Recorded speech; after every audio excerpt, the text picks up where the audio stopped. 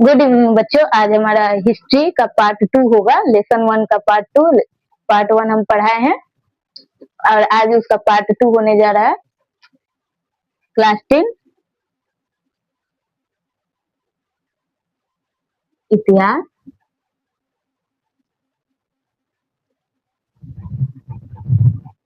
हमारा पहला चैप्टर का नाम क्या था?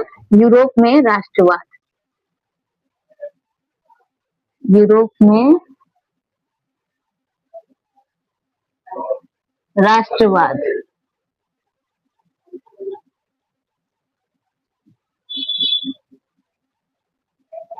यूरोप में राष्ट्रवाद में हम लोगों ने मेटरनिक युग तक पढ़ा था। वहां हम लोग फर्स्ट रिवीजन करेंगे, फिर आगे बढ़ेंगे। हम लोग पढ़ चुके थे यूरोप, बताए थे यूरोप क्या? यूरोप एक महादेश है।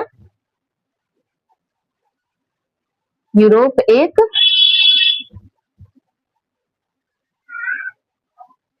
महादेश है और इसके अंदर कितने देश आते हैं? तो इसके अंदर कुल 44 देश आते हैं। 44 छोटे बड़े देशों से मिलकर यूरोप एक महादेश बना है। और यूरोप महादेश में बहुत सारे टोटल 44 देश है, जिनमें से कुछ देशों के बारे में हमें इस चैप्टर में पढ़ना है और उस देश का नाम है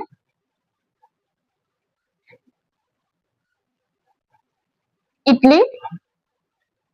ये सब हम पढ़ा दिए थे, बस रिवीजन करवा दे रहे हैं, फिर आगे बढ़ते हैं। जर्मनी,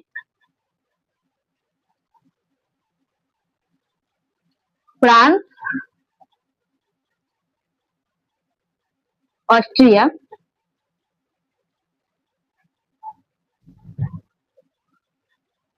यूनान, हंगरी, बोहेमिया,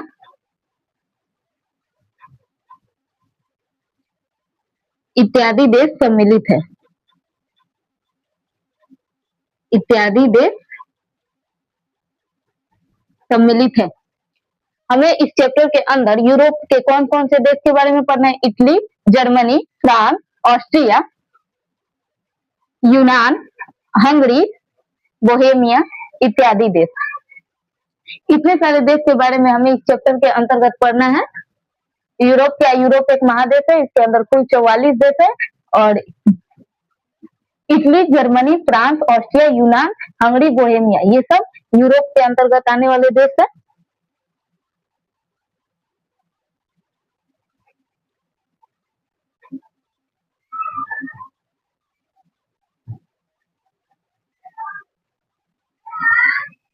इसके बाद हम लोग पढ़े थे राष्ट्रवाद किसे कहते हैं।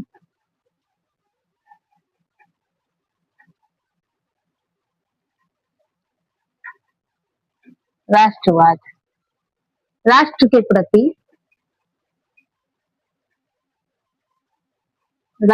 प्रति प्रेम की भावना को,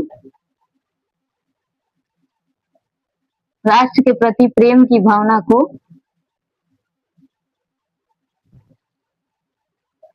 राष्ट्रवाद कहते हैं।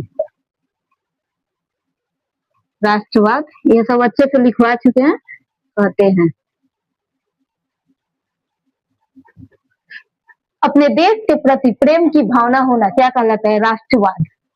और इसका बुक में क्या परिभाषा दिया है? राष्ट्रवाद एक ऐसी भावना है, आप दोनों में से कोई भी लिख सकते हैं, दोनों का अर्थ एक ही है। राष्ट्रवाद एक ऐसी भावना है, राष्ट्रवाद एक ऐसी भावना है जो भौगोलिक,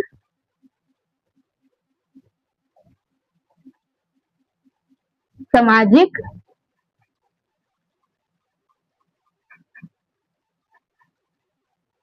सांस्कृतिक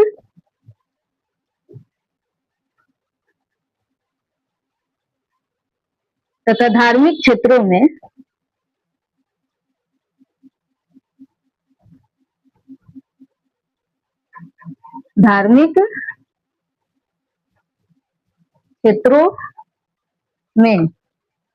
रहने वाले लोगों के अंदर, रहने वाले लोगों में एकता की भावना उत्पन्न करती है।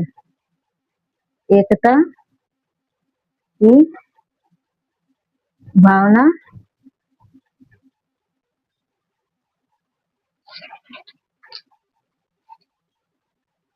एकता का वाहक बनती है।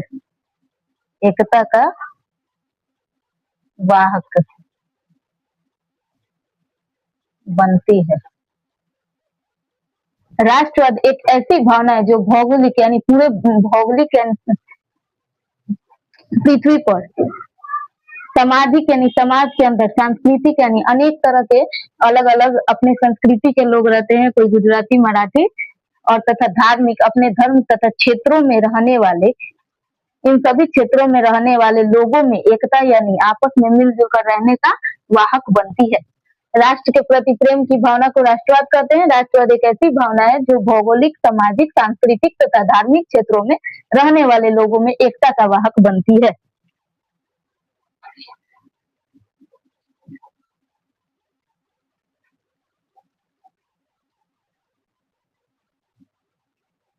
आप लोग को थोड़ा भी समझ में आ रहा होगा तो प्लीज इस चैनल को सब्सक्राइब करके जाए, थोड़ा सा सपोर्ट करके जाए। आप लोग से कोई पैसा वैसा कुछ नहीं मांगा जा रहा है।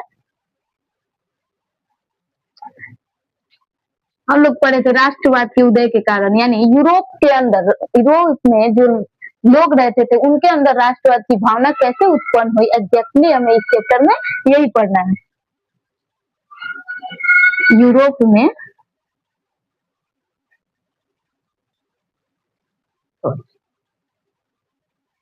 यूरोप में राष्ट्रवाद के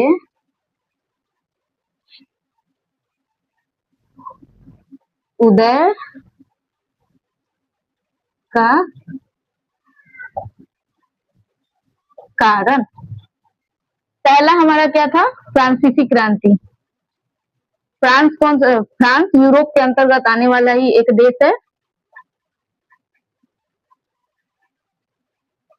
फ्रांसीसी क्रांति मुख्य रूप से 3 विश्व में प्रसिद्ध फ्रांसीसी क्रांति हुए थे, एक 1789, दूसरा 1830 और तीसरा 1848। दूसरा कारण क्या था, निरंकुश शासन व्यवस्था, यानी यहाँ का जो यूरोप का जो शासन व्यवस्था था वो अच्छा नहीं था, कोई भी किसी चीज में विकास नहीं कर पा रहा था। निरंकुश शासन व्यवस्था। और तीसरा हमारा कारण क्या था, नेपोलियन आक्रमण। जो नेपोलियन था फ्रांस का सम्राट था, फ्रांस का राजा था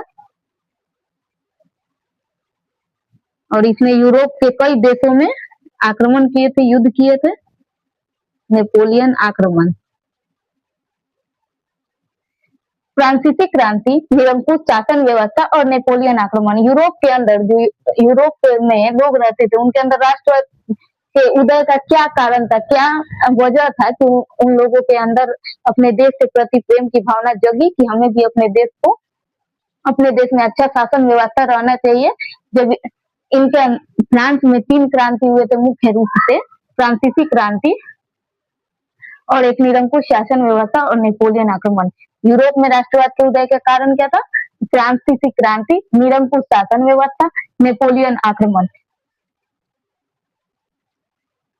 जो फ्रांस में क्रांति हुआ था तो उन लोगों की जीत हुई थी और वहां का जो निरंकुश शासक था उसे उन लोगों ने हटा दिया था।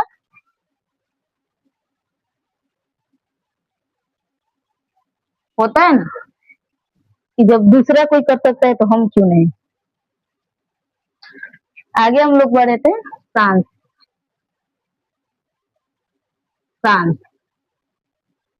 फ्रांस में मुख्य रूप से कितने क्रांति हुए थे, 3 क्रांति हुए थे जो विश्व प्रसिद्ध हुए।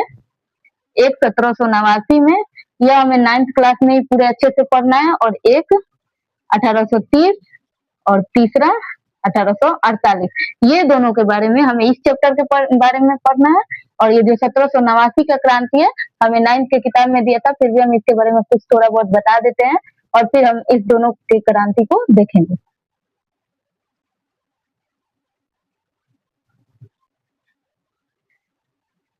प्रायः 1789 की फ्रांसीसी क्रांति के कारण फ्रांसीसी, सब लिखवा दिए हैं। क्रांति कारण, क्रांति के कारण क्या था? वहां का जो राजा था लुई 16वां, लुई 16वां निरंकुश शासक था। निरंकुश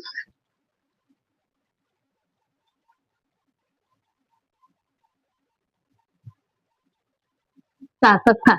जब 1789 में फ्रांस में क्रांति हो रहा था तो वहां का राजा कौन था? लुई 16वां राजा था। और वह कैसा था? निरंकुश शासक था।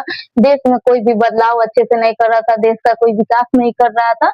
तब वहां के लोगों ने क्रांति किया इस राजा को हटाने के लिए। और क्या कारण था? फ्रांस 3 वर्गों में विभाजित था। 3 वर्गों में विभाजित था। फ्रांस के जो लोग थे आपस में ही बटे हुए थे, विभाजित था। आपस में ही एकता की भावना नहीं थी। एक कुलीन वर्ग, बहुत बच्चे को पता होगा जिसने 9th में अच्छे से पढ़ा होगा, कुलीन वर्ग। दूसरा पादरी वर्ग, पादरी वर्ग। तीसरा निम्न वर्ग।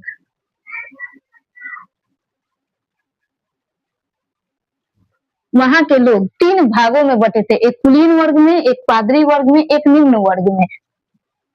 आपस में ही मिलजुल कर वहां के लोग नहीं रहते थे। फ्रांसीसी क्रांति का क्या कारण था? 1789 की फ्रांसीसी क्रांति का कारण, इसका डीप में हमें 9th में ही पढ़ना था। लुई 16वां निरंकुश शासक था। फ्रांस 3 वर्गों में विभाजित था, कुलीन वर्ग, पादरी वर्ग, निम्न वर्ग। और फ्रांस पर बहुत सारे देशों का कर्जा भी था।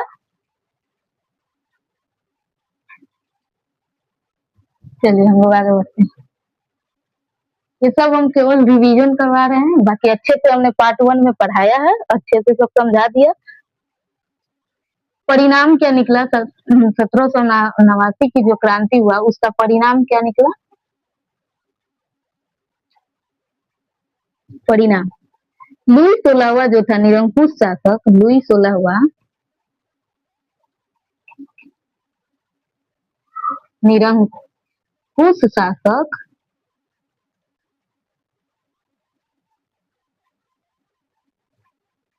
का अंत हुआ, अंत हुआ तथा जनतंत्र की स्थापना हुई। तथा मुख्य रूप से क्या हुआ? जनतंत्र की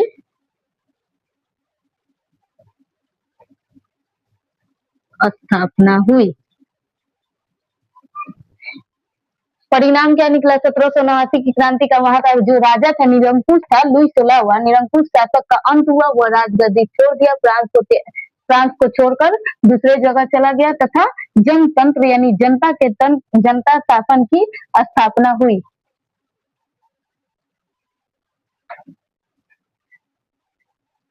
देखिए, जो 1789 में क्रांति हुआ तो 1789 के क्रांति का परिणाम निकला, वहां का राजा हट गया।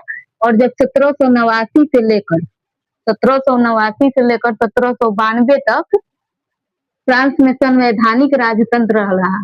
संवैधानिक राजतंत्र रहा, यानी कुछ दिनों तक राजनीतिक चली। संवैधानिक राजतंत्र, राजतंत्र ही था लेकिन वो राजा जो था संविधान के अनुरूप शासन कर रहा था। 1792 से लेकर, यह भी 1792 तक रहा, 1795 तक प्रथम गणराज्य रहा। प्रथम गणराज्य 1795 से लेकर 1799 तक फ्रांस में डायरेक्टरी का शासन रहा। ये सब के बारे में हमें नहीं पढ़ना है उतना डीप में। डायरेक्टरी शासन रहा।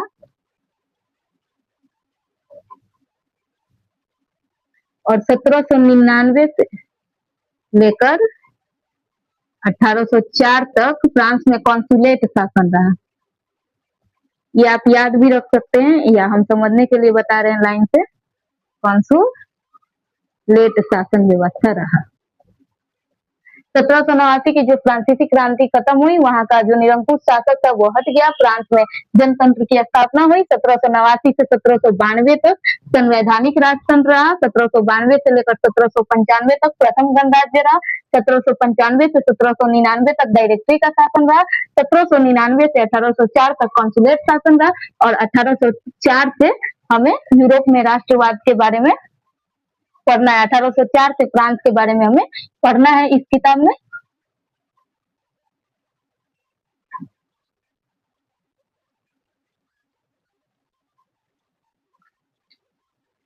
नेपोलियन युग, इसके बाद हम पढ़ाते हैं नेपोलियन युग। नेपोलियन, सबका नाम याद रखिएगा लोग। नेपोलियन युग फ्रांस में 1804 से लेकर 1815 तक किसका शासन था, किसका युग चला? नेपोलियन। नेपोलियन फ्रांस का सम्राट बना। 1804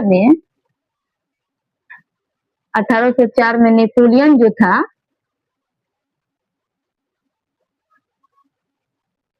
विदेश का नाम है, देश का नाम है दूसरे। नेपोलियन फ्रांस का सम्राट बना, फ्रांस का राजा बना। फ्रांस का सम्राट बना कब? 1804 में ही नेपोलियन फ्रांस का सम्राट बना। 1804 में ही नेपोलियन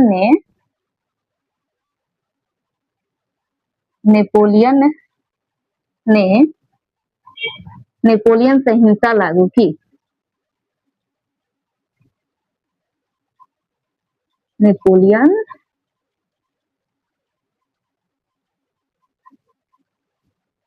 संहिता लागू की। जब 1804 में नेपोलियन फ्रांस का सम्राट बना, 1804 में नेपोलियन फ्रांस का राजा बना, तब 1804 में ही राजा बनते ही नेपोलियन ने नेपोलियन संहिता यानी अपना कानून, नेपोलियन का कानून फ्रांस में लागू किया।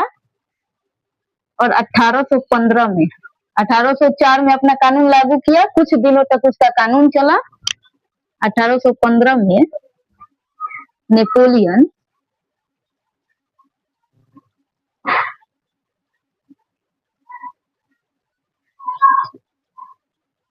वाटरलू के युद्ध में हार गया। युद्ध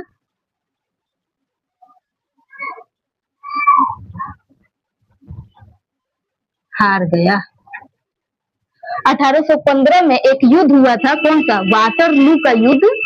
उस युद्ध में 1815 में नेपोलियन वाटरलू के युद्ध में हार गया और फ्रांस छोड़कर वो चला गया, फ्रांस को छोड़ दिया, एक टापू पर चला गया। 1821 में नेपोलियन की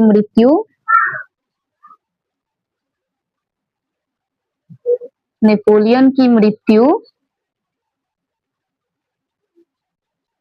सेंट हेलेना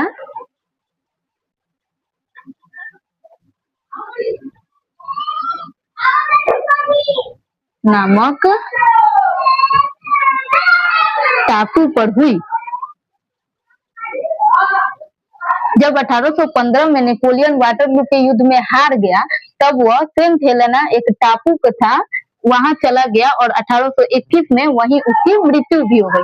1804 में नेपोलियन फ्रांस का सम्राट बना, फ्रांस का राजा बना और 1804 में नेपोलियन ने नेपोलियन संहिता यानी अपना कानून लागू किया। कुछ दिनों तक उसका कानून चला। फिर 1815 में जब फ्रांस में एक युद्ध हुआ, वाटरलू का युद्ध, उसमें नेपोलियन हार गया और वह सेंट हेलेना एक टापू पर चला गया, जहां 1821 में नेपोलियन की मृत्यु हो गई। बड़े हम लोग आगे 1804 से लेकर 1815 तक जो फ्रांस देश था, यूरोप के अंतर्गत आने वाला फ्रांस देश, नेपोलियन 1804 से लेकर 1815 तक फ्रांस में नेपोलियन का युग चला, नेपोलियन का शासन चला।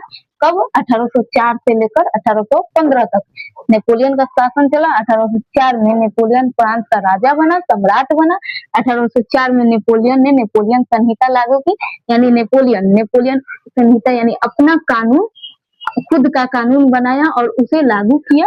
1815 में नेपोलियन वाटरलू के युद्ध में हार गया और वह सेंट हेलेना नामक टापू पर चला गया, जहां उसकी मृत्यु 1821 में हो गई थी।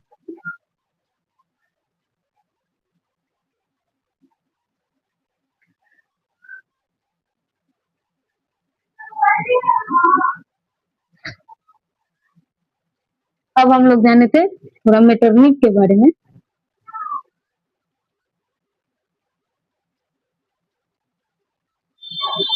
एक मिनट रुकिएगा लोग।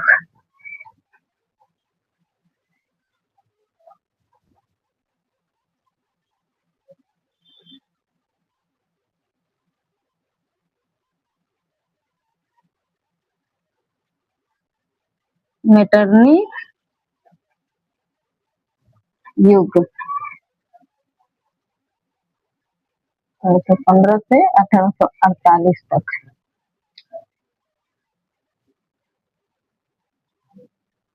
मेटरनिक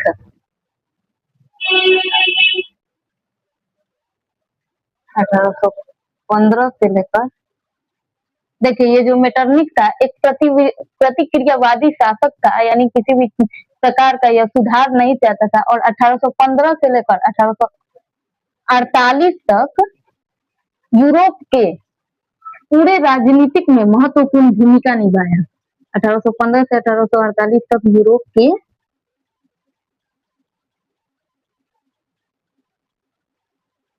राजनीति में महत्वपूर्ण भूमिका निभाया।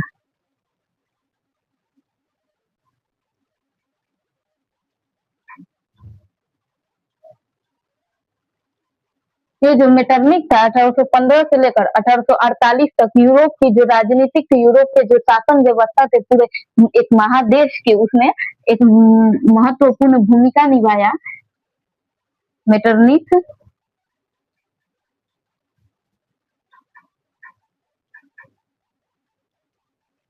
प्रतिक्रियावादी शासक था, प्रतिक्रियावादी शासक था यानी राजा था। मेटरनिक प्रतिक्रियावादी शासक था, यानी प्रतिक्रियावादी किसे कहते हैं? जो किसी भी प्रकार का सुधार न चाहता हो, मेटरनिक कहता था। मेटरनिक कहता था फ्रांस सीखता है। यह एग्जाम में पूछता है कि यह इस लाइन को किसने कहा? फ्रांस सीखता है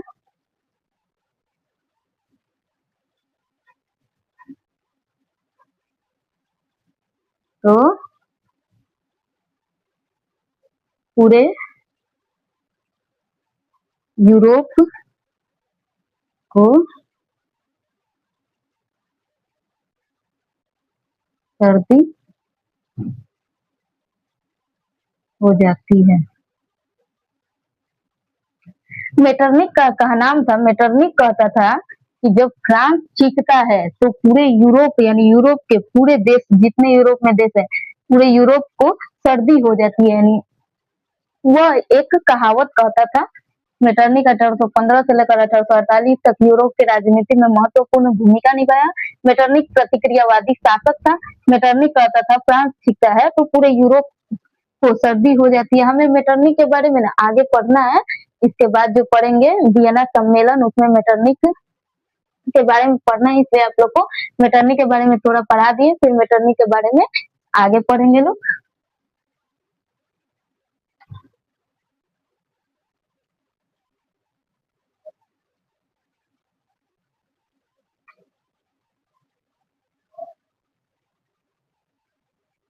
यहाँ तक हम लोग पार्ट 1 में पढ़ लिए था और इसके आगे हम लोग अब अच्छे से पार्ट 2 में पढ़ने जा रहे हैं। इसके आगे हमें पढ़ना है वियना सम्मेलन।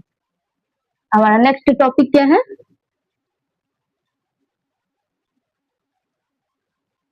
वियना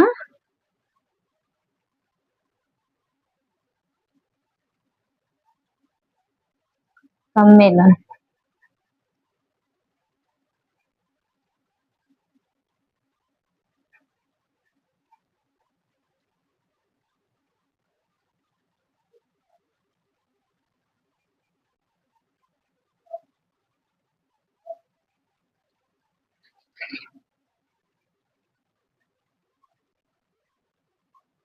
दो सौ 15 में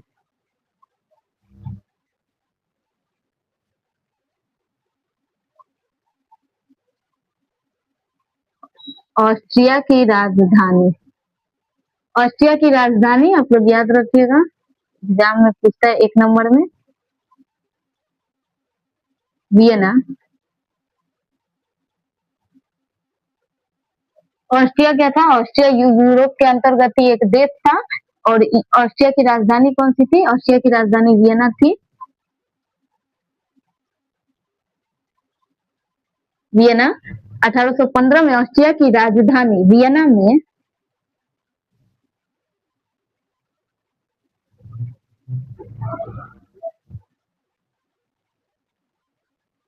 एक सम्मेलन हुआ।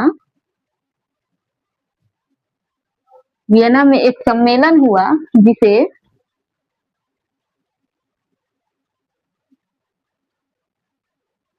वियना